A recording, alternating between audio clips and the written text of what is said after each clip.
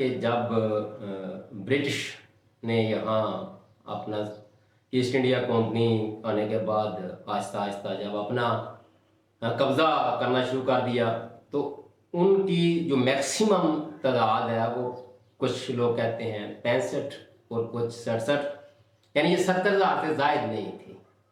ये आप यूँ इसको कह लें कि 60 से 70,000 के लगभग जो ब्रिटिश लोग थे उनकी थी, और ज़ाहिर है उनमें वो सारे फौजी भी नहीं थे। और जिन लोगों को उन्होंने गुलाम बनाया उनकी तादाद उस वक़्त थी 28 करोड़। बरसगीर पाक हिंद की उस वक़्त आबादी थी 28 करोड़।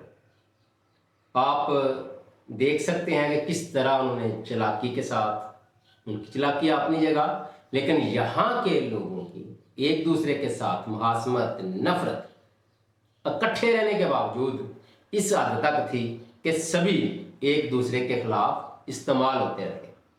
चलो वक़्त गुजर गया, दो मुल्क बन गए, आज़ादी आप लोगों को मिल गई, हम सबको आज़ादी मिल गई, मगर उसके बाद दोनों ममालिक में उन्हीं के परवरदा लोग और पाकिस्तान में ज़्यादा, ये किताब है मुझे मेरे ज़हन में से उसका नाम नहीं आ रहा, वो जितने भी जिन लोगों ने जायदादें, प्रॉपर्टीज़ और वो लवाजमात, इनामात सब कुछ गोरों से लिया, उन्हीं की ज़्यादातर उन्हीं लोगों की नस्लें आगे चलकर पाकिस्तान की सियासत पर हावी रहीं। चलें वक्त गुजरता रहा, इंडिया ने तो खैर बहुत अर्ली एज पे ही अपना वो जगीरदारी सरदारी निज़ाम ख़त्म करके और उनसे जो उनको मिली हुई थी वो जो जगीरें, उनकी वो जो तकसीम वगैरह आम लोगों में, आलियों में, किसानों में कर दी। पाकिस्तान में भी कई दफ़ा जो ज़रिए इस्लाहात हुई उसमें ये जो जगीरदाराना निज़ाम है उस पर कारी ज़रब लगाने की सिर्फ कोशिश की, लेकिन शायद उस हद तक उसको अमली जामिया ना बनाया जा सका। आज भी पंजाब में बहुत कम हद तक है कि वो जो इतने बड़े बड़े जगीरदार हैं, लेकिन इस तरह खैबर पख्तूनख्वा में भी चंद खानदान हैं, लेकिन सिंध और बलोचिस्तान और इनमें से जो बदतरीन सूरत हाल है वो बलोचिस्तान की है। कि ये एक बहुत पुरानी रिपोर्ट है, कम से कम इसको 30 साल से ज़्यादा होंगे, ये जंग अखबार में छपी थी। उसमें उन्होंने कहा था कि पंजाब में कोई 25-30 के लगभग, इसके बाद खैबर पख्तूनख्वा में कोई 35-40 के लगभग, सिंध में 65 और बलूचिस्तान के 95 रकबे पर चंद खानदानों का कब्ज़ा है या उनके ज़ेरे इस्तेमाल वो ज़मीनें हैं।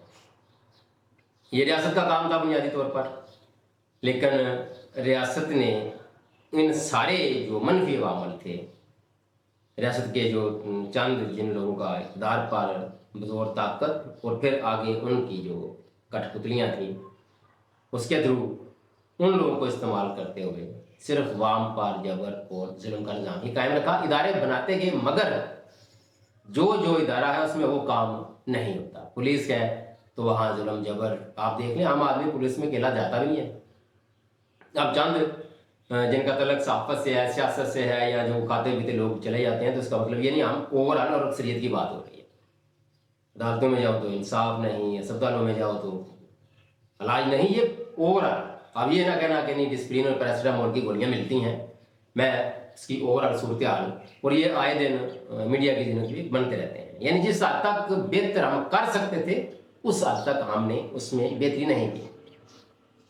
आज़ादी के बाद अब आते हैं असल, जिस वजह से मैंने आपके सामने ये थोड़ी बहुत बात रखी कि अब आपको मेजर आदिल राजा इस नाम से तो बखूबी वाक़फ़ होंगे, और लोगों की पाकिस्तानियों की अक्सरियत इस नाम को जानती है।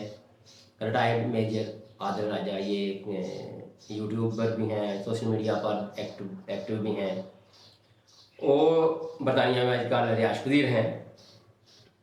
जैसा कि चलें, ये तो हो सकता है किसी मजबूरी में गए हों, हम तो अक्सरियत हमारे लोगों की खुशी से ही जायदादें बनाती है। उनके ऊपर केस बना हुआ है, और वो केस उनके जो मद्दे मुकाबले हो जाते हैं वो भी गालिबन रिटायर्ड हो चुके हैं, ब्रिगेडियर राशिद नसीर साहब।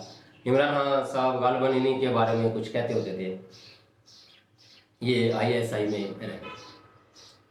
एक बरतानिया में बंदा यूट्यूब पर अपना मुद्दा बयान करता है, अपनी बात करता है, और यहाँ से पाकिस्तान से जाकर वहाँ उन्हीं की अदालतों में केस किया जाता है। बुनियादी तौर पर इसको नजरअंदाज कर देना चाहिए था। ठीक है कि बंदा अपना बात कर रहा है तो आप उसको काउंटर जो नैरेटिव है वो बयान कर दें, जो लोगों को अच्छा लगेगा यकीनी तौर पर वही चलेगा।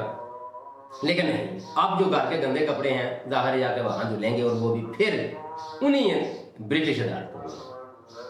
आप देख सकते हैं पाकिस्तान की बदकिस्मती देखें कि हमारी प्राइड, हमारी पाक फौज, और वहाँ जब मदई और मुल्ज़म आमने सामने होंगे तो एक दूसरे के खिलाफ वो सब कुछ कटरा छटरा खोलना पड़ेगा ना। अगर आपने अपने दफा में कुछ ना कुछ तो कहेंगे, तो ये फिर वही बातें जाकर ब्रिटिश अदालतों में ही होगा।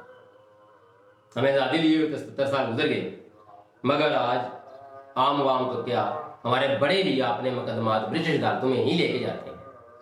मैंने अर्ज किया ना कि ये मुकदमा ना करते कुछ भी ना होता।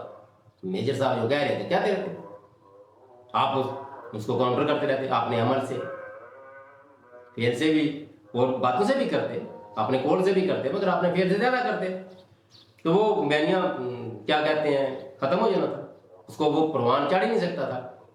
लेकिन वो परवान क्यों चढ़ा, उन गलतियों और कोताहियों पर नज़र डालने के बजाय ये वहाँ चले गए और जाकर वहाँ कोर्ट में मुकदमा किया। अब जाकर है फिर, जैसे मैंने अर्ज किया ना कि हर कोई बंदा अपने हक में वो बात करेगा, अपने हक में दलाइल देगा, तो उस दलाइल में फिर क्या क्या खुलेगा, वही घर के गंदे कपड़े अपने चौक चौराहों में नहीं, उन्हीं लोगों के घर जाकर धुलेंगे जिन लोगों से हमने आज़ादी हासिल की। ये एक एटमी पावर की, दुनिया की जो 7वीं एटमी पावर है, उसकी बदकिस्मती है। इसके अलावा इस पर कुछ भी नहीं कहा जा सकता। जब इस मुकदमे के दौरान जो बातचीत होगी वो मीडिया की ज़ीनत बनेगी, फिर इस पर मज़ीद गुफ्तगू होगी।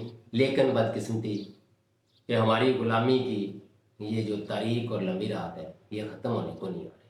अपना ख्याल रखिएगा। अल्लाह हाफ़िज़।